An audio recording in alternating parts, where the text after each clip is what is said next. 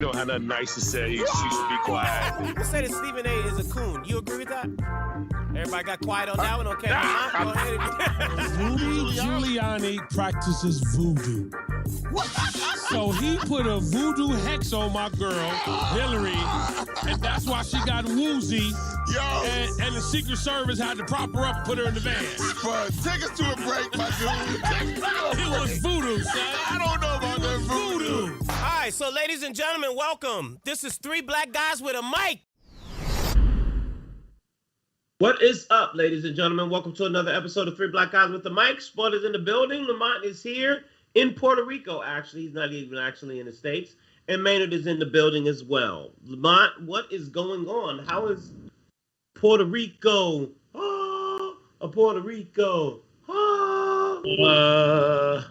Hold on. It's very Miami-ish. It's I guess Puerto Rico, San Juan has always been Miami-ish. You know, I was having a little nostalgia.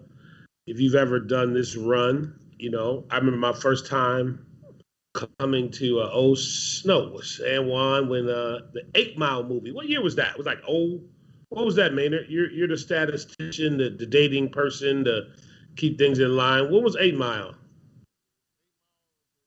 We don't hear you. Yeah, we don't hear you. Oh, Maynard. 8 Mile is a famous mile marker in Detroit. I couldn't tell you what year it was. Come on, my dude. I didn't. Wow. You didn't tell me that was part. Those weren't in the show notes. I'm sorry. I try to keep you on your toes. You do. That was my first time back then. Ritz-Carlton, right by the airport. What's that like? It was like the core DJs or something like that used to do. No, I think that was Renee's thing. Renee was. How Can I Be Down was Miami. It was the Mix Show Power Summit. Mix Show Power. Yep. How Can I Be Down? So, oh my God! Now that goes back. Yeah, that was Miami. There was some. Don't go far as back as Jack the Rapper, though. We don't have nice to say. Yeah, Jack the Rapper was like, Jack the Rapper. For the industry. Yeah, there was a couple of good ones back then. Right when Jack the Rapper was popping, then Teddy was trying to do something here in Virginia Beach. Teddy Riley was trying to do something in Virginia Beach. And did you mess with that year? It was like no, but I remember Teddy Riley was doing something. I don't know if it got a lot of label support, so we didn't get the here's a little budget for you to go to Rock Island, Virginia Beach kind of energy. So good evening, Dr. Jackson. We haven't spoken with the Dr. Sabrina Jackson in a minute, have we? No, Dr. Sabrina's, big time nowadays. So, she's not she's too big for us, Now she's, doing big things. So shout out to Dr. Sabrina Jackson, one of the best doctors out there, but she's doing big things. Okay, so Lamont, what are you hitting us with, this evening? Maynard hit us with the glorified show notes, but leading in from Dr. Jackson, I kind of need her, man. Did y'all did you see I think it came out on Friday, Amazon put out a new project called the Underground Railroad. Did you all see that? Had a chance to see that? I'm aware of the project. I have not sat down and watched enough to be able to say anything about it. Tell me what your feelings, because I know you're mad about it, Lamont. I'm sorry. Lamont said Amazon in my Amazon stop. Sorry, my Alexa came on. So they always listening, right? Is that what you're saying? Yeah. Always listening. I ain't mad at that. But no, I just, I'm just curious, and I need to know, is it me? Infamous slave story.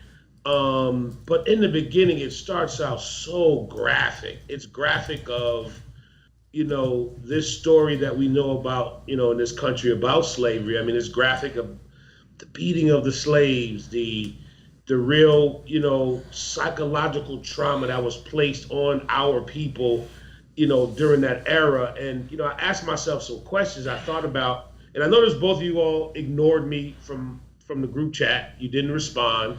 You left me out emotionally hanging. I was just like, yo, dog, am I wrong for doing this to myself by watching this? Who produced this? Because I saw Tom Cruise's name in the executive producer slot. I saw the young man. I can't remember the guy's name because I didn't do my notes because I was on the plane. But the guy who did Moonlight, the producer, black dude, whatever his name is. So this guy has some credits. Barry Jenkinson. Is that? Yeah, that's his name. You know, he got some credits. You know, there's a character in the piece that really just made my blood boil. He was actually a young slave. He may have been about maybe 8 to 10 years of age.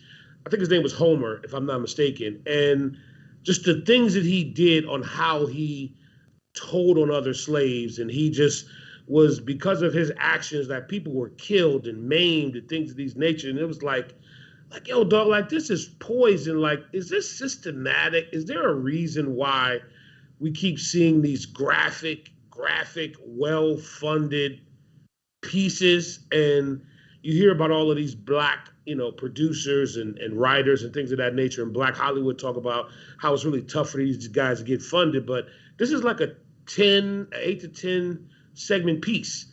Now it gets a little better at the end, but again, then I find out that this little Homer character, and I shouldn't be probably giving it away, ends up killing one of the other slaves. And I'm like, this little motherfucker. And I'm just like, whoa. I thought it got better. Whoa.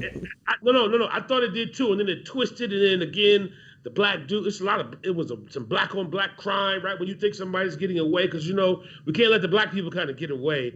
So I know I'm going along with it. But my question again, why am I torturing myself? Do we all need super therapy? Is it really true that what Charlemagne the God said about we need to have a big group think? And why are we continuously fed that poison? And are we wrong because we're still consuming it? Because, dog, I was upset on this one. This is one of the ones when you watch it, you really get to ask yourself the question, why is it our people don't want revenge on really what happened to us? That's one of these. You know what I'm saying? This is like, we need to really, this was really graphic, bro. Like, I mean, I need some help. Because again, the other two black guys, you shut me out. You wouldn't give me any conversation in the group chat. You just left me. Wait a minute. Let me find a button that plays the violin real quick. Hold on. No, go ahead. Continue. I'll find it. Again, I'm asking the question. Maybe there's some stuff that we put into the tribe, as Spud would call it. Am I wrong? Should we stop watching this kind of stuff? I don't think we should stop watching, because I think that there's some education, in that. Like, I like watching, movies on Black history, especially, during the slave time. I do agree that some of it becomes a little redundant, and it's kind of like,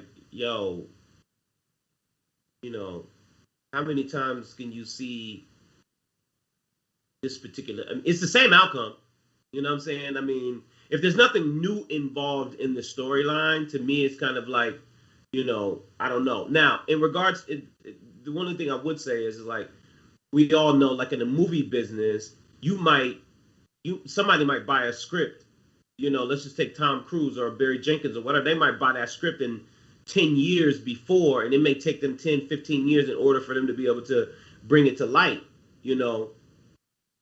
and that's kind of where it comes from. In my opinion, I was thinking about this today. Like, do we realize how many,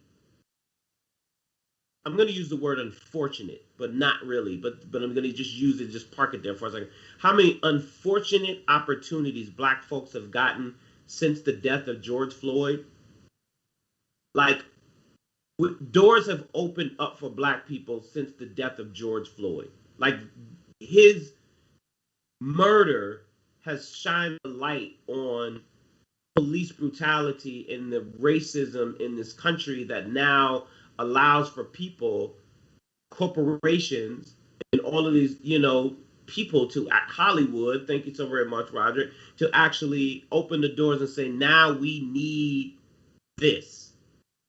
And it came to my mind because I was thinking about, I was listening to the BIN network today, and I was just like, like, we would not have the BIN network had it not been for the death of George Floyd. Because all of these doors opened up because now they started to see, like, oh, Black people need a voice. which we've been needed a voice. And so I just think that sometimes now they're like, oh, let's give them some affirmative action. Let's put a black show on TV. Let's show some more black pain. I'm gonna keep saying this because I think hopefully, it was a situation where black people, we were denied the truths that we were living, right? Even after Rodney King, they were like, "Oh, what happened that one time?" But that's not really how police interact with black people. Yes, that's how police interact with black people a lot. Why are y'all afraid of black people? Because that shit happens. And so being able to show these realities is critical for what our next step is. We can't, celebrate the celebration and try to ignore the struggle. And then, well, some people have an expectation that we supposed to be able to tell the powers that be, like, you owe us.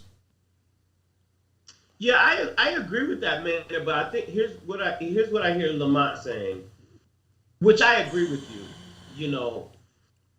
Let me agree with you first. I think that what you're saying is right. Showing it shows not just hopefully our culture, but hopefully opens up the doors for other cultures to finally be able to see the things that have happened to African people, in this country for X amount of years. I think that what I hear Lamont saying is, and what I think is probably somewhat of a problem when I say that you're going to use the word redundant, is that when you think of black folks, this is the only storyline that you have. It's like, well, wait, there's so many different storylines when it comes to black people, that are important to be able to tell. I don't know if it was on CNN or not, but I was listening to Maynard's best friend. My enemy, one of my enemies. I was listening to her radio show, which I won't even go off, but I mean not. But anyway, she did. Whoa, time out. Who's best friend? No, I ain't even gonna go. I ain't gonna give it no acknowledgement. But my best friend? So, but anyway, on her show, Lamont's best friend. She had, she was airing something about, Adam Clayton Powell, which I thought was amazing. Like, that was an amazing, documentary. Those things, also need to be, told. So I just think that there's just a lack of, I won't say diversity, but, varieties of stories, that are not told when it comes to black people. The accomplishments that we have made, the things that, we have overcome and achieved. Damn. I don't know what y'all talking about. So first, let me say this: it's happened. I don't know what we're talking about. It's happened. You tell me there's a number of triumphant black stories being told in Hollywood and on television? Sure. I'd like to go. One. Okay. All right. One. Race. The Jesse Owens story with Chadwick Boseman. First of all, Chadwick Boseman done 3 of them, right? He did the Jackie Robinson one. He did Jesse Owens. He did James Brown. You cannot compare the handful that you're about to tell me to the amount of slave movies. Okay. Yes, I can. You ready? All right. Hidden Figures. The one about the black women at NASA. You telling me that wasn't uplifting and no, I'm not saying that. All right. Not. I'm just saying I don't think. Okay. Hold on. That have diversity that show. I'm going to keep giving them to you. Black folks being enslaved. I'm going to keep giving them to you. Pride, the one about the black swimming team in Philadelphia, starring Terrence Howard, and I think nobody saw that. That was dope. Concrete Cowboys was on Netflix right now with Idris Elba. Dope. That's dope. Also happens to be about Philadelphia. There doesn't hell. You lean on me with Sammy Jack. Yo, that's dopeness, and it showed triumphant black people. There's so many of them. You take Malcolm X, then we got plenty of black love stories, which we didn't, right? Let's start. Get into the black love stories because if you put Sylvia's song up there, then Lamont's gonna have a problem. Well, I'm just saying, like, you got the Love Joneses, you got the Best Mans, and the da da da da. No, Roderick, these movies don't have to have white saviors. I'm not suggesting that these movies are about that. I'm still saying there are a lot of black movies that are not about black slavery and suffering. Now, Maynard, but can I say this? And I'm Googling it really fast. Let's just take Hidden Figures, which you're right, it was that. But if you compare the budgets, because I'm looking at budgets really quickly. Hidden Figures budget for that movie was $25 million. Harriet was 47, right? So, and again, we would have to go back and do a comparison to them all. But I've heard this before. Budgets for slavery are well funded, are well promoted, just like in our music. Our music where we talk very bad about black women, about having throat babies, how being a real X, Y, and Z. And I know this for a fact, have always been well-funded in comparison to music that has been beneficial to our community. Period, point blank, hands down. Agreed? I mean, I agree with that. I don't know if it has anything to do with the budget. Yeah, no, what do you mean? Okay, no, you're right about that, because, the bigger the budget. What do you mean? So again, I think what Maynard's saying is right, but at the end of the day, the movies where the conversation, I think, is more psychologically detrimental to us and what it is that we have done and what we're trying to do, that other narrative is promoted much more. But I would say this, though. I don't care about... I think there is an important... I think you're right in one respect, that a budget has a large impact typically on how receptive the public will be to a film. We get that. Yes. And I'm not disputing that at all. At the same time, we recognize this. You're not going to go out here and try to tell the story of black people, particularly during the time of slavery, and nickel and dime that. It's too important. And if, it's too important. If you mess around and say, so the Hidden Figures story wasn't important? It was important. It was important. And what did Hidden Figures ultimately do? It did gangbusters. It was one of the, it was extremely well received. Did it not win some awards like Oscars and whatnot? So we understand. So you're telling me that we can't nickel and dime the slaves narrative? That has to be marketed and promoted in a major way? What I'm saying to you is, Hidden Figures, let's back up. There are no explosions in Hidden Figures. None. It was a dud. It was a dud? Yeah, it was a documentary. Hidden Figures? Yeah, it was a dud. To me, great information, but it was, this is the problem. I don't want to see nothing about slavery. I want to see about the upliftment of black people. But I don't want to see about it because there ain't nobody doing no damn karate kickboxing and blowing up stuff, and ain't nobody getting no ass.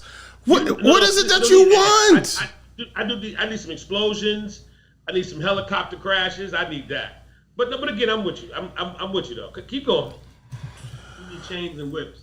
That's what it is.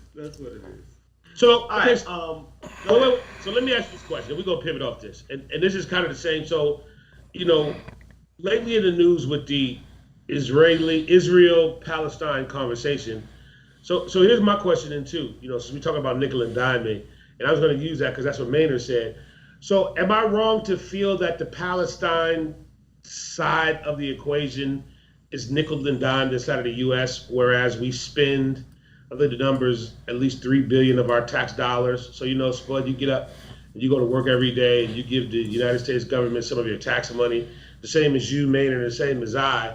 And our United States government over since, I think, at least 1948, probably since before, every year gives between $3 to $5 billion of our money to the state of Israel.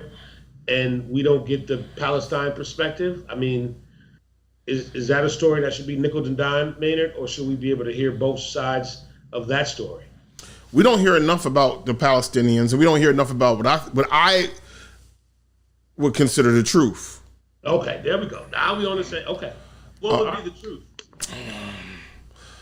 Your proximity to whiteness is exactly your proximity to heroism in the American story.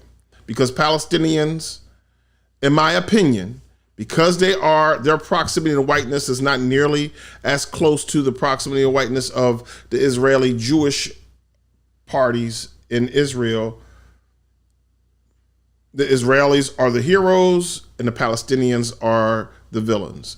And I think that's wrong. I'm just not smart enough, and I'm just going to put this out there. Somebody please explain to me. This is what I understand that happened. I'm sorry, isn't this the reason why, what's that boy's name? That boy? Isn't this why Malcolm, whatever, got kicked off CNN? Yes. Are we next? We coming? Yeah. Because anytime you have this discussion on a major platform, about to get kicked off of the Facebook. Oh, yeah. We'll probably be blocked off of. All right, go ahead, man, and continue. Yeah. What I'm trying to figure out is this, and we're not here next week, guys. You know why? I'm going to give you Maynard's Cliff Notes on this whole situation. So, thousands of years ago, everybody thought that this particular part of the earth was the Holy Land. The people who came to this last would be the Christians, right? The Muslims and the Jews were here first. We understand that Christianity comes out of Judaism. We call it Judeo-Christian. So the Muslims and the Jews are saying, hey, this is the Holy Land, all right? Some people call it the Temple Mount. Some people call it, what did the Muslims call this place? I can't remember. So again, my Cliff Notes. At some point, the Jewish people kind of like, yo, we gonna go off into Europe. And, there were French Jews and there were Russian Jews and Polish Jews and Spanish people who happened to be Jewish. And they just went, I don't think it's Mecca, Mike. Mecca is in a different place. But anyhow, long story short, they went out into the world. The Palestinians, or Arabs, if you will, took over. Now, the World War I and World War II are occurring. World War I, they like flooded in, and they were like, yo, this is Palestine. We got this. It's ours. World War II, they had been aligned with the Germans, and Hitler loses. 1948 comes around. Ralph Bunche is given the job to go and find out where the Jewish people are supposed to be. Hold on. Y'all left home, right? Y'all left? And somebody came in and filled in where y'all left. I mean, if y'all hadn't been where y'all were, wouldn't it'd still be yours? Birthplace of Jesus? No, where's the birthplace of Jesus? I thought Bethlehem was the birthplace of Jesus. This is the hometown of Jesus? No. No, it's not where his hospital was. So, this is not the hometown? Jesus? We're really gonna get kicked. So, anyhow, boom, boom, boom, boom. The United States comes in and draws a new line. Yo, this is right here. Sorry, wait. I'm sorry, Maynard. Very important point. Who drew a new line? I'm sorry, I said the United States.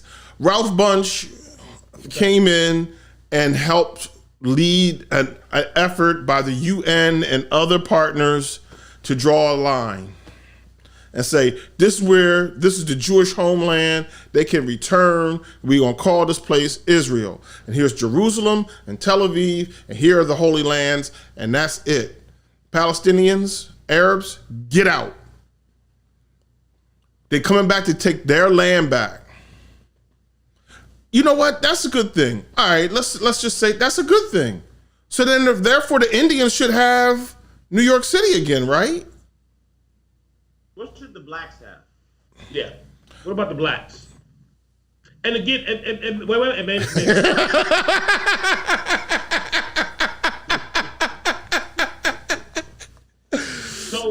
So, man, let me just say this. A great synopsis. But what I'm saying is, and again, I got to be honest, man.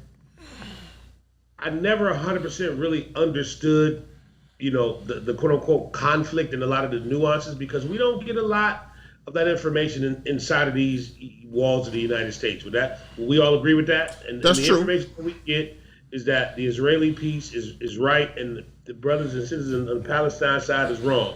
They blood and they crippin', and they right and they wrong. And all I'm saying is, it all goes back to who controls the narrative, which goes right back to the slave movie. You know what I mean? So, I mean, we can go back and forth, but you're right. Anytime you utter this kind of conversation, especially people that I know that are in the Jewish space, they get very emotional. And I'm like, I get it, because I'm asking questions, because some of us really don't know the real history of the conflict. And why is it right now we just can't Rodney King this thing and all just get along? They're like, nah, we ain't playing that. Well, we gotta get beat first. We gotta get beat first. Well, the Palestinians have been getting beat because the Get beat first, and you gotta record it. Then you gotta go into can we all just get along? Okay. So, fast forward, here we are. One of the things that you said, Lamont, is like, who's telling the story? There's an interesting thing that we always hear, particularly about the Israel-Palestinian issue, that the Israelis are getting settlements. We always hear about the Israeli settlements, the Israeli settlers. They're settling. They're moving their settlements. When you hear that, I want you to replace the word settlement with they're jacking people. The settlement is moving from here to here. So here is good. Here we got to jack some folks for their land. Mm-hmm. Then we're going to settle a little bit more. And so what keeps happening is that the settlements are encroaching on Palestinians. Palestinians are getting angry.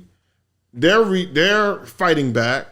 And so I think some of what I'm understanding about this, and it's just, I am absolutely, positively the least educated in this. I'm trying to follow this, and it's like drinking from a fire hose, right? Like, it's so much happening.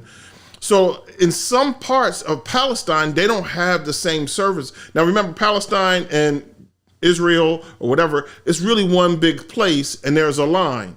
And the Palestinians, y'all get to live over here. And the Israelis, y'all get to live over here. Over here, where the Israelis live, are the better hospitals, are the better services, are the better, etc. Like, they got high-speed internet. Over here, they still got dial-up. Sounds a lot like Jim Crow to me, but I'm stupid. I do not know that you can drink from the water fountain over here, but y'all can't drink over here. You can have the good hospital over here, but y'all who live over here, y'all don't get access to the good hospital. So Maynard, is that kind of similar to, and it may have changed a little bit, the number of grocery stores that are inside the city of Detroit in comparison to the number of grocery stores that offer fresh fruit and produce and things like that? They're like the food desert thing, kind of like the same thing? No, yes and no. I mean, I think I understand what you're saying theoretically, except when you want to buy fresh fruit and groceries, when you live in Detroit and you go out into Southfield or into Lathrop Village or... Who's in Detroit now? Well, okay. But when you want to go over into Grosse Pointe, they don't shoot you off on site. I got you. Now, but those L's need to be right. And that little tag on that plate need to be right too, or you're gonna have an issue, right? Truth. Okay, cool. We good. All right. Let me ask you a question. So the CDC said that if you are vaccinated, take the mask off, go into the store. You could go. I don't know what to do. Go ahead. You could go into. You don't have to wear your mask into the casino. You ain't gotta wear your mask. No, if you fully vaccinated. You gotta wear it. So Lamont just went to Puerto Rico. So Lamont. Yeah. Woke up this morning. Okay. You went to the airport. Yes. You got on the plane. Yes. Got off the plane. Yes. You went to the baggage claim. Yes. You went to the shuttle guy. Shuttle guy took you to the hotel. Whoa. You know who I'm talking about? Yes. The executive car service is outside. Go ahead. No, excuse me. He was at baggage claim with the sign with my name on it. I'm sorry. Go ahead. All right. I missed that Instagram post. Yeah. And you checked in, and then you went to your room.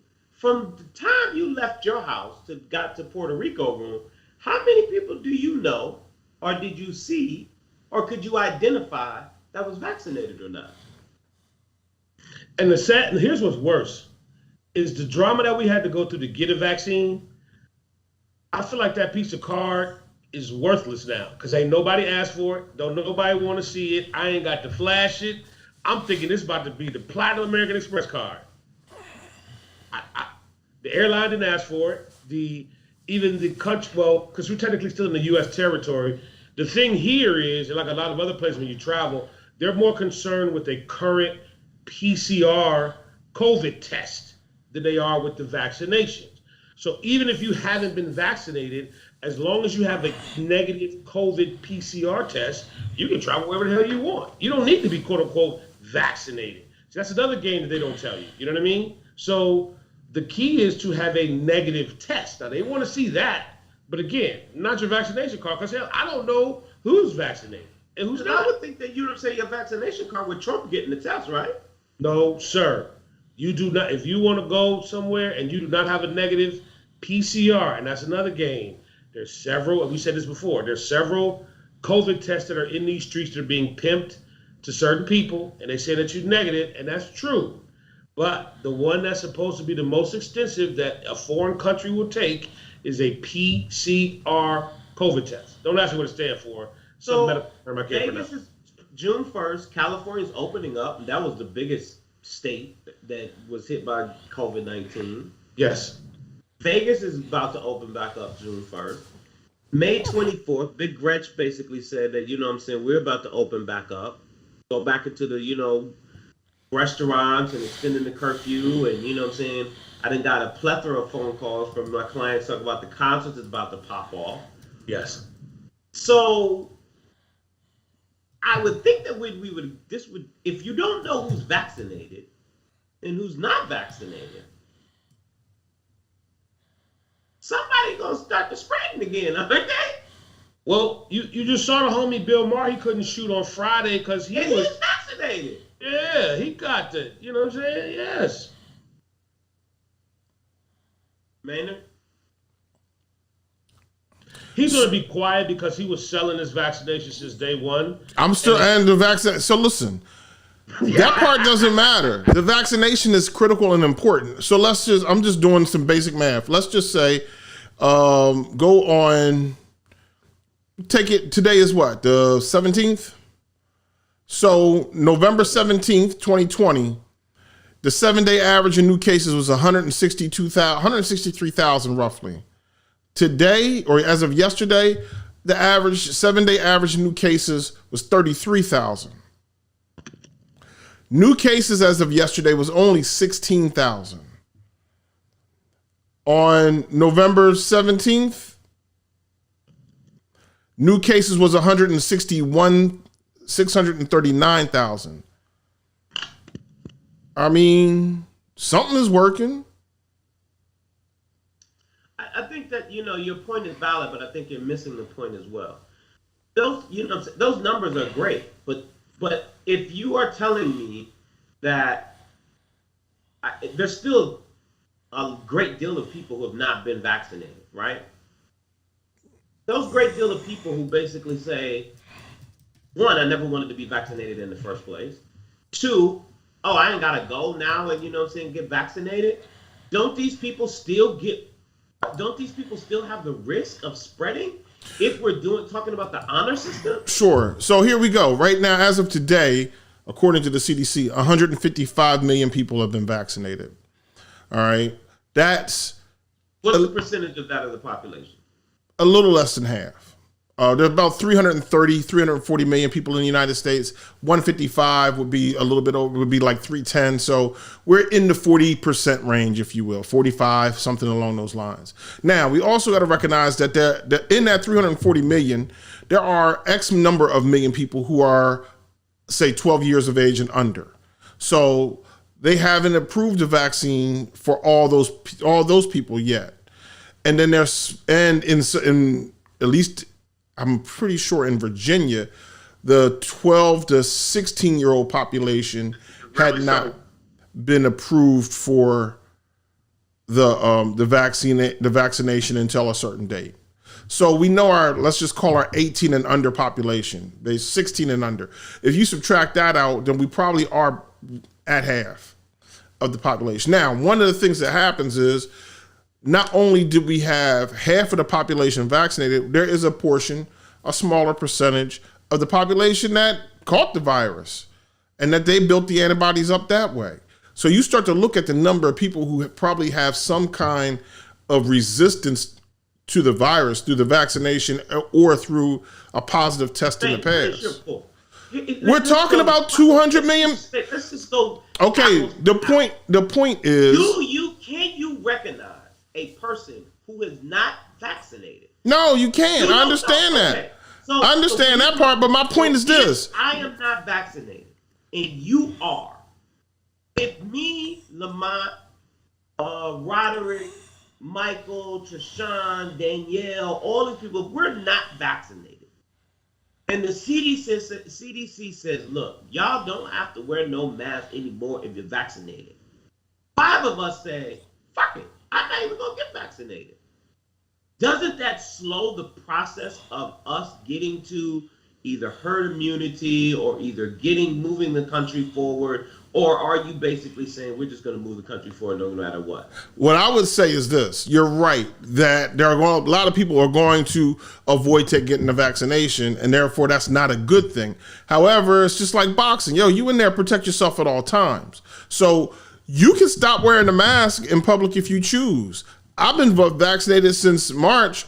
I'm wearing my mask. If I'm with people who I know have been vaccinated, and I know a handful of people who have been vaccinated who are in my daily circle, some of my coworkers, because everybody at the job, we all got vaccinated or whatever, I'm going to be comfortable in that space. But if I'm going out to some restaurant and I don't know who these people are around me, protect yourself at all times. But see, Maynard, here's the only thing that scares me. And again, I'm with you 99.5%. Even those people, I hate to say this because I guess it's a certain level of paranoia, but even the people that I know and that even got vaccinated, get away from me. Or let's keep still a safe distance. Let's still put on a mask. At the end of the day, what I hear you saying, Maynard, and I know what I hear you saying, Spud, is we have to kind of take what the CDC says with a grain of salt and use a little bit of common sense, because they're not giving us the whole common sense way of looking at all this. Am I correct? Yeah. I say all that because I'm in FedEx today, and a lady came in without, no mask, and everybody's looking at her like, yo, where's your mask at? Because that's automatically what you think, like, yo, where's your mask? And she's in her mind thinking like, I'm vaccinated, I don't need to wear no mask. And I'm thinking to myself like, well, how do I know you're vaccinated? If you coughing and sneezing and harking all over the place, I don't know. You accidentally sneeze because it's pollen in the air. I don't know if you spreading or you're not spreading. Protect yourself at all times. I got my little protective thing for my little card, my little lanyard like an old man to put around my neck. I'm thinking like I'm ready to go for my backstage. You know what I'm saying? I was about to say, like, yo, why you got the neck lanyard around? I'm thinking before we can get up, put it around your neck. What? Is that how you showed up to the airport? Like, let me show everybody I'm vaccinated. Look, everybody, look at me. You know the little Summer Jam, little lanyards you had to have in order to get backstage. I'm thinking that this is about to be the new VIP access card. You know what I'm saying? Nah, son. Don't nobody caring about that card, bro. Yo, again, last thing I say on it. Just one shot, and the other one says 2 shots. Yeah. Protect yourself at all times. Protect. You got one access, you can get into the restaurant. If you got 2 shots, then you know what? You can get in the restaurant and you can take your mask off. Right, wait a minute. And you're supposed to, this thing is fun. You're supposed to get your little free donut. And wait a minute, can we discuss that? Not the free donut, Duncan. How disrespectful is it that the mayor of New York is eating French fries, talking about, hey, you get a shot, you can get some free French fries, or you can go get a free donut from Krispy Kreme, or you can go, enter a lottery in Ohio if you get a shot. I'm like, it's almost like cheesy promo now, bro. Like, but I don't know. But again, I think you're totally correct. And Maynard, I'm with you 98.7%. I think we got to act like everybody still got it. And even if you are vaccinated, I don't know how long that lasts, but, they can still catch COVID, man. I was talking to the doctor the other day when he was doing my PCR test. You can still catch COVID while you're vaccinated, period. That's just what it is. All right. Can we get to some trash real quick? Do you have trash? Just a little bit. I don't know if we're coming up close. Are we letting T.I. and Tiny back into the mix yet? What are we doing? I think they infected. I don't know what's going on with that. You said they're infected? Yo, protect yourself at all times in T.I. and Tiny's presence. I'm just saying, you can become a victim. I'm just saying, I think they're trying to slowly promote a new show. I mean, are we in? Are we out? I mean, what are we doing? Oh, and I do have another question. So before I left, I had to run to J&R and pick up, a box because, I kind of roll with my own. You don't know what you're going to have when you're rolling. So this dude pulls up in an F-150. Whoa. I want you to clarify. You roll your own or you roll with your own? I roll with my own cigars. You know what I mean? Right. You went to Puerto Rico. You crossing lines. Look, U.S. territory. It's good. I got my receipt. Ain't no problem. I paid my tax. So this dude pulls up blasting because it was a nice day on Saturday, and he was playing step, step, side to side. He was playing a little R. Kelly. Step in the Name of Love. Step in the Name of Love. It was sounding good, and I just kind of had to get a little bop real quick. I mean, are we okay with Robert still, or we still kind of? Listen, I was bumping Robert in the car the other day. That every day you night I pray. That with the Biggie joint, I was like, yo, this was a rocker right here. I want to say that, bro. Yeah, I know you did some bad things, but just definitely Anyway, listen, Emmanuel, they're innocent until proven guilty. True. But here's the problem with I think about what your point is, Emmanuel. I think we said the same thing about R. Kelly. And while we all knew what was going on, it took a plethora of it actually took a documentary in order for that to actually really, come to really get some justice. And when you got one or two people, okay, you might be like, all right, girl, get out of here. When you got like 6 or 7, you might be like, you know what, you might have did that. When you start getting over 6 or 7 people and multiple people come out, somebody's telling the truth. A couple people are telling the truth. Now, here's the question that I have. Because it sounds to me, clarify me, Maynard, that T.I. didn't deny it. Did he basically say that this was a consensual adult sex that was happening?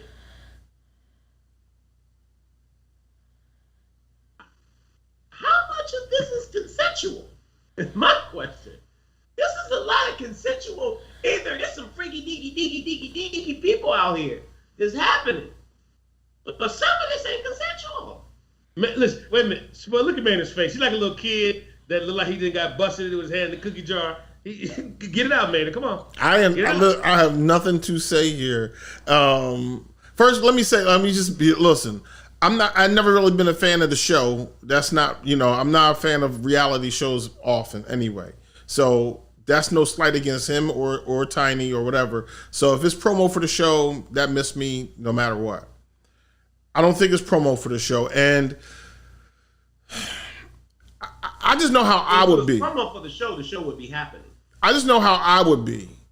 If somebody put something like this on my name, I'm on TV every day making sure the world knows that if I'm innocent, that's being said. And I'm not going to stop until I'm calling people out. Like, you said that? All right, fine.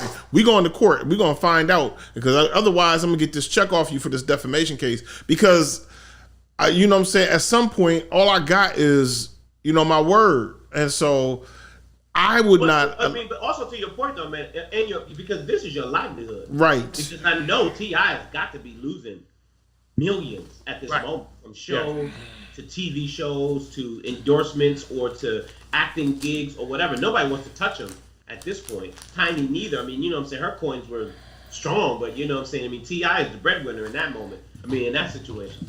And I know that, you know what I'm saying? But if you've already come out and said, I basically was in the club with my wife, asking women to come back to the crib, and that's all good. That's it. You in the club with your wife, and you want to bring some other third person, woman, man, whatever, back to your home and have, sex with that person and have some kind of party. That's cool. It's the forcing of, But that hasn't been proven. And again, I got some more trash, so I need y'all to, for y'all to kind of run me out. Are we supporting T.I. and Tiny in the new show? Because it's coming. Yes or no? I'm not, but I never did like, that's not my thing. I never watched The Family Hustle. Okay, all right. Let's get to some more trash real quick, because I don't think we talked about this before, because I think it cracked. So the Real Housewives, they swapping husbands. Portia, the African dude, the Ferrari, the other girl. I'm very proud of you, Lamont, with all of this trash that you have about. You must have did this on the plane. You must have had nothing to do with it. You're like, I'm gonna get, man. He was like, I'm gonna get him tonight. I got all the topics today. No. See, the Slave movie had me so upset. I was like, we need to try to consume some trash, just to kind of, So are we good with that? Because somebody was like, yo, Lamont, that was just promo for the show. They was like, with these reality shows now, they're coming up with all kind of wild and crazy things to keep people watching. And then they put this out at the end of the season. So are we watching The Real Housewives of Atlanta? Maynard? I'm a fan. Okay. Reunion Part 3. I'm rocking with the Housewives. I don't know. To the death. I don't know. I don't know what these people do. I don't know why they do, what they do, how they do, except for the fact that we obviously know that this is all Fantasy Island foolishness, right? Something about Fantasy Island because I was watching Gilligan's Island. So Portia. I know, just bear with me. I was watching Gilligan's Island, and I was like thinking to myself, like, I can't. I watched this. Everybody has on clean clothes. There ain't a black person in sight. Everybody's still living. Y'all are stranded on an island, and y'all got clean clothes on. No. Anyway, the number of seasons that it was on, and Ginger or Marianne ain't never pop up pregnant. No. I mean, there should be some little Gilligans running around. Episode? There was an episode that nobody got pregnant. No, that's what I'm saying. No, okay. Did anybody smash Ginger back there? Was Skipper getting it in with the? Anyway, sorry. Go ahead, Lamar. Skipper had the low T. Okay, this isn't trash, but J. Cole new album. Where we at? I think that it's needed. I think that I'm glad you brought that up because I was thinking about Maynard today. I was driving in my car. What'd I do? And I was listening to I was listening to Sway, and they were talking about it, you know what I'm saying, today. But Sway had ended up playing, right before that, he was playing, some Rakim and, some old school hip-hop, and it just got me hyped to, listening to, old school hip-hop. And I just went back to, X-Clan and, Eric B. and Rakim and Chris and... Felt good to you, didn't it?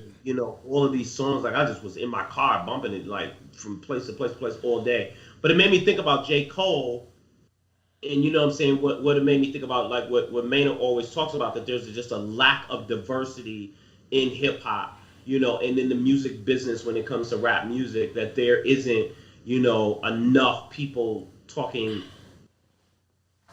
knowledge or, giving you something different. And I think it's needed. I'm not a J. Cole fan. I'm not going out to buy the album. I'm not, I don't care nothing about J. Cole, but I think that his album is definitely needed, for the culture of, hip hop, especially him and Kendrick Lamar and, those people. I just think that you need the diversity instead of everybody talking about Molly and putting babies in your throat. You got to have something different. So I feel the same. That first of all, I am a J. Cole fan. I'm not J. Cole cheerleader, but I'm a definite fan. I like the young Bo. I like the music. I like how he comes with his whole his whole thought process and how the music has been good. He's playing basketball in Africa. That's a good look. I mean, he should enjoy doing that. That's his prerogative. Killer Mike also new album dropped today. And so as we talk about Kendrick and J. Cole, I feel like Killer Mike is another leader of, I guess what we used to call conscious rap. In some respect, and I just appreciate these cats for bringing their voices to the table. I'm looking for that, I'm looking for that Chance the Rapper album, Lamont. What's up with Chance? Scott, what? Are you serious? Just said that. Shout out to my man Ron Bailey, man. He just said, in the chat, remember when X-Clan came to, Fort Riley? Now, again, I'm from Junction City, Kansas, which is very, very small. And I think I told y'all before that X-Clan came to my house. I was 17 years old. They came to my house looking for weed. True story. That's just straight up a true story. Wait. I put out no Were you the weed man? I was not the weed man at all. But I DJ'd the event. And I hosted the event. And so one of my friends who had brought them was like, they was looking for, some weed, and they called me, and they literally, my grandmother was like, yo, who in the hell are these Africans? This is real talk. This is a true story. So, yeah, that's a true story. Anyways, can I ask this one question before we go? We got 6 minutes. So, did you see Tamika Mallory on The Breakfast Club? Yes. Okay. And it made me, I saw that clip. I didn't see the entire interview. But I saw that clip where she was talking about that she was down to her last dollar and, Jay and them had to step in and, they gave money to the cause and so forth and so on. And it made me, think to say, as a community or a race, are we supporting our people the way that we should be? When you say our people, you mean our because Lamont, you say it all the time. It's like we were talking about Ossoff and Warwick, We were talking about the boy, Arkansas. It's like I think that sometimes we see and we don't really put the connection together these things take money in order to be able to move around and, to do these things. And it just made me realize are we really supporting people? Do you, are we giving the $10, $50, to help these things stay in order and stay, into effect? But the whole point was that, Tamika Mallory was like, I'm not going to go to a white company, for people to call me a sellout, even though, she did that Cadillac commercial, whatever.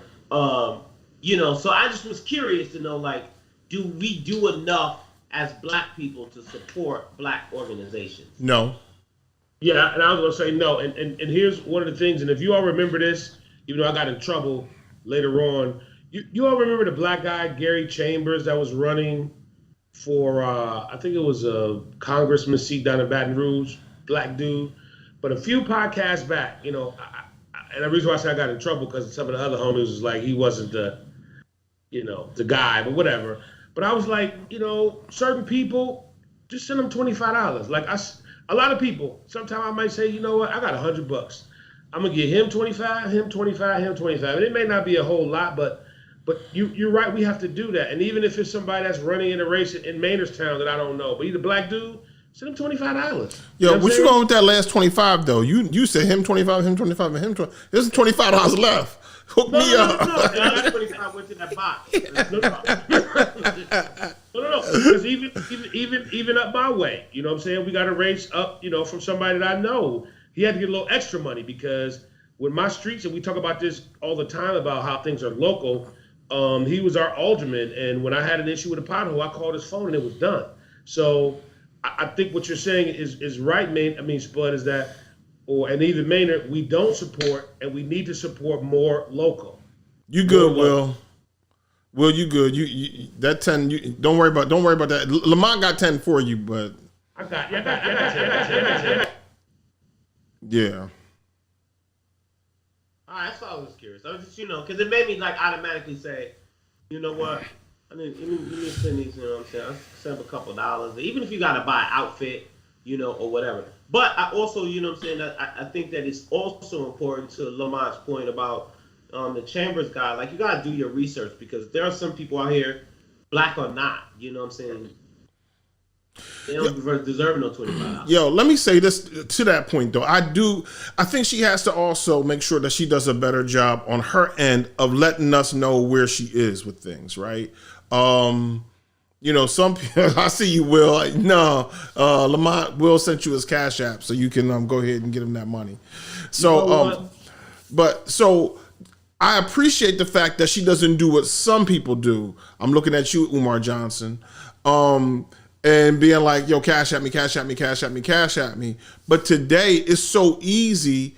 We should, she should come on and say, hey, listen, my Cash App is here. Y'all know I'm up to doing certain types of things, and I need your support. Boom. And then lay out her agenda. Here the next, I'm going to be in this city, and I'm going to be doing this.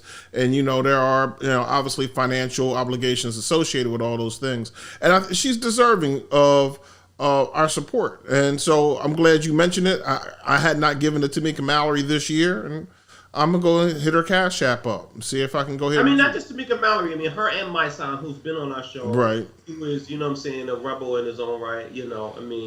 They both, from my understanding, I know I can speak for my son because he's been on our show, is the truth, From what I've seen of Tamika Mallory, and United Freedom, Until Freedom, I'm sorry, they both are the truth. They're not out here on no okie doke, or whatever.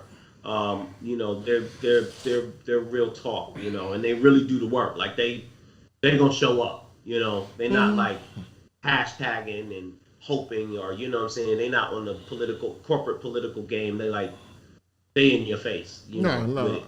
I just think that it's changed, right? Where all the people who were invested in doing this work in the past were reverends for the most part, right? The NAACP in most cities is run by whoever the most important preacher is in that community. Is Reverend Anthony still running? Don't you say that name on this podcast. Don't you do it. Okay. But whoever it may be in most cities that runs the NAACP is usually associated with the church. Therefore, they go to the pulpit each weekend, and they can have the dinners, and they can do all the things and get the money.